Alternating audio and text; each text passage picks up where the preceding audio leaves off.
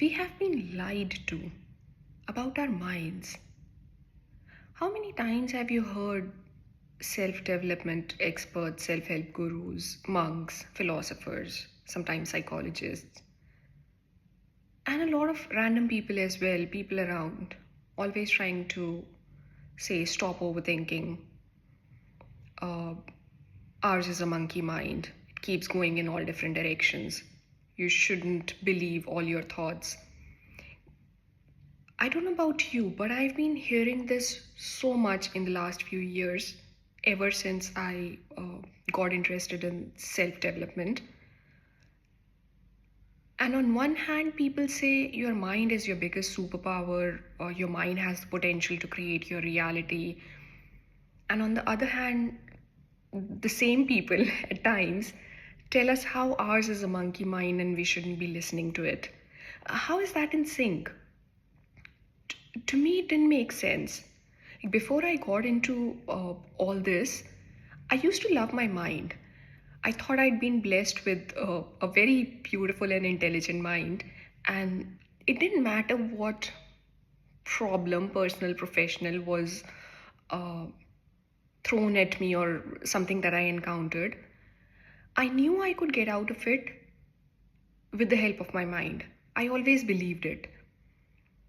And in the last 2, 3 years, I started questioning my own thoughts. And honestly, it didn't serve me too well until I actually had to sit down. Not I didn't have to sit down. My mind shut down because I'd started silencing it so much that it stopped working with me. And I was forced to just sit down and listen to my thoughts. Especially if you are an overthinker, there are times when your mind is constantly uh, rambling, constantly giving you thousand different things to think about. And we have been taught we should ignore it. If ours is a monkey mind, why are we not living in caves still? Like, how are we living in all these beautiful high rises, centrally air conditioned? We have global access at the tip of our fingers. Like, real time connectivity with anyone and everyone in the world. Isn't that amazing? A few years ago, like a couple of decades ago, nobody would even have thought of things like these. Is it not the power of the human mind? The AI platforms that we have that have emerged in the last couple of years, is it not, does it not show us how strong and complex and sophisticated our mind is? Then why have we taught to silence it? I don't think ours is a monkey mind. We haven't learned, we have not been taught how to listen to our mind, how to befriend it and work with it. Every single thought that we have is trying to tell us something. And where do thoughts emerge from? Like, if you look at the evolution of our species, it was our mind's responsibility to keep us safe when we were living in forests and we were hunter gatherers. Our minds gave us the tools and weapons to fight those wild beasts, which we couldn't have, like, we could have never survived if we didn't have the minds that we have. And there are people trying to tell us that just discard it. How? It doesn't make any sense to me. So so then what is the problem? I don't think there is any problem with our thoughts. I don't think ours is a mind that gets distracted. I don't think overthinking is a problem.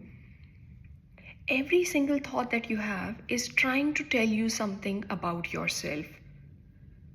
Our thoughts are linked to our emotions. The emotions that we feel, you know how our brains work? Our minds, they retrieve an emotion, not a memory. When it retrieves an emotion, the memories linked to that emotion start coming to our mind. So it's not the thoughts that we need to fix. If we were trying to fix our thoughts, and if we were trying to look at life differently, change our perspective, it's not a problem with our thoughts. It's the emotions that we have stored in our body.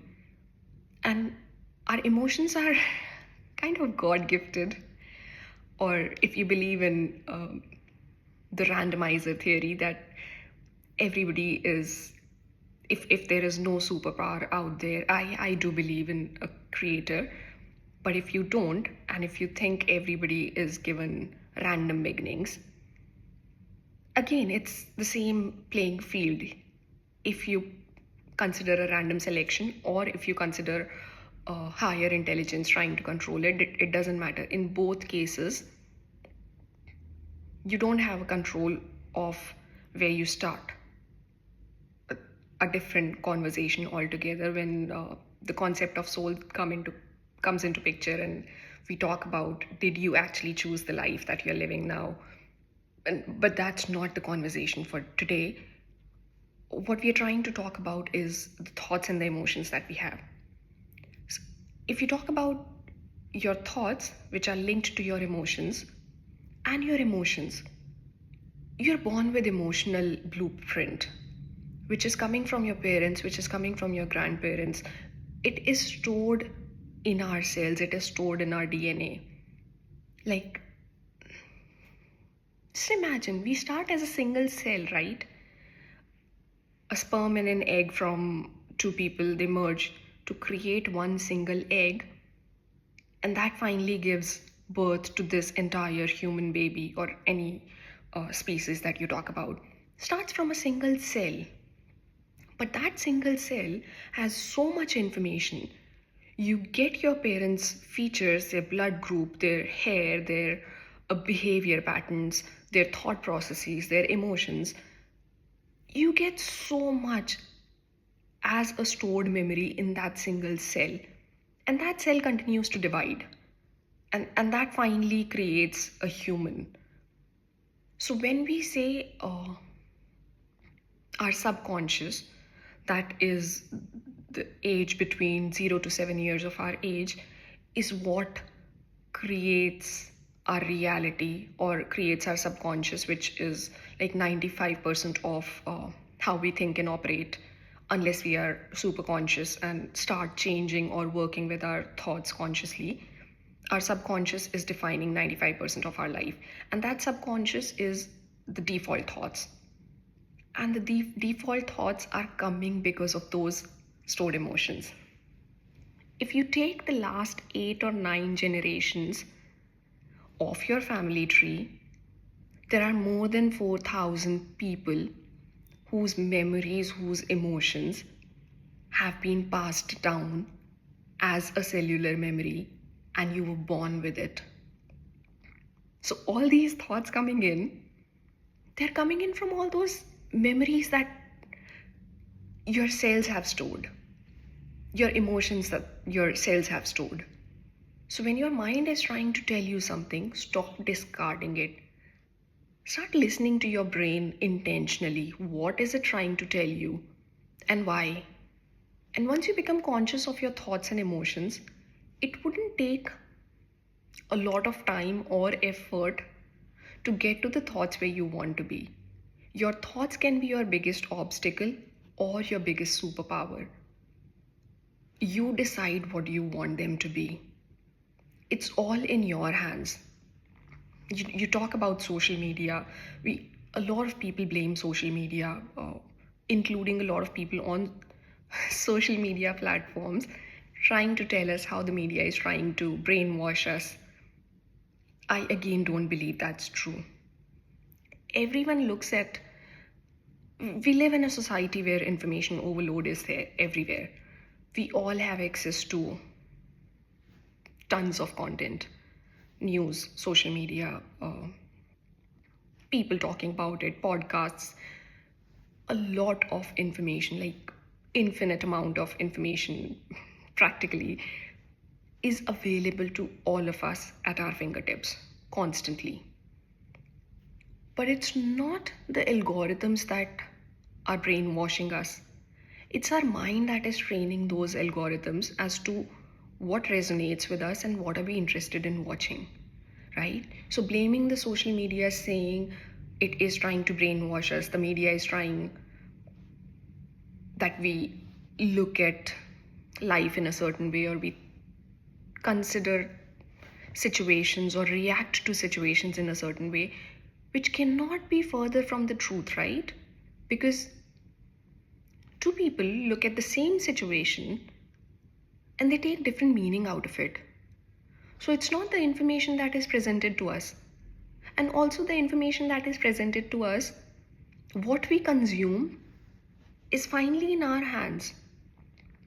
We don't want to take accountability of what we consume, what we think about, what do we experience in our life, and hence we start blaming the media, the social media, our brain, toxic partners, parents. I don't think any of those are to be blamed. We are who we are because we have chosen this, and we can choose to be somebody else. Fine, at the time of birth, you didn't choose the emotions that you were born with, or probably you did, who knows? It doesn't matter. You were given some thoughts and emotions, but you always have your control to either stay in those emotions, continue to think those same thoughts, or become aware, try and question yourself, work with your mind. Why are you thinking about this? Why am I getting angry at this? Why does this make me feel sad? Start questioning your thoughts and your emotions. And that's only if you don't like your thoughts and emotions. If you are in love with your life, if you like your thoughts, if you like your emotions, then it's all perfect. Then you don't need to. Still, becoming conscious and aware is always a good thing. So even if you're happy with your life, being aware of your thoughts, I believe, is something that we all should do. So next time when you're trying to blame your mind, or you're trying to silence your mind by telling it overthinking is a problem, had overthinking been a problem, all the top scientists, philosophers, people who have done so much, the brilliant artists, nobody would have reached wherever they did if they believed their mind was stupid or was overthinking and they shouldn't be listening to it. Stop believing the lies that have been fed to you. Start working with your mind. Be proud of your mind. It is extremely sophisticated. It is there to keep you safe. It is there to make you thrive. Work with it. Befriend it.